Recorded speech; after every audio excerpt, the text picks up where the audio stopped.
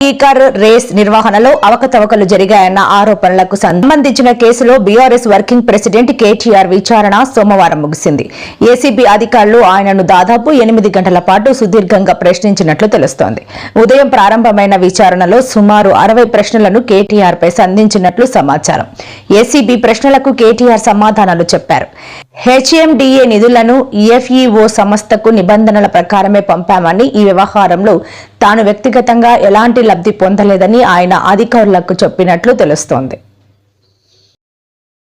న్యాయస్థానాల మీద నమ్మకం ఉన్న వ్యక్తులుగా నువ్వు ఎన్నిసార్లు పిలిస్తే అన్నిసార్లు వస్తా అని చెప్పిన పొద్దు నుంచి 9 గంటలు ఒకటే క్వశ్చన్, అటు తిప్పడుగుడు ఇటు తిప్పడుగుడు, తిరులమరలేసి మరల తిరులేసి అడిగిందే అడిగి నేను కుల్లం చెప్పిన ఇప్పుడు హరీష్ రావు గారు చెప్పినట్టు ఈడికెళ్ళి ఎట్టి పరిస్థితుల్లో ఫార్ములా ఈ రేస్ పోవద్దు అని చెప్పి మొదటి సంవత్సరం విజయవంతంగా నిర్వహించిన తర్వాత 2వ సంవత్సరం కూడా ఈడనే ఉండాలి అని చెప్పి ప్రభుత్వ పరంగా విధానపరమైన నిర్ణయం తీసుకున్నాము.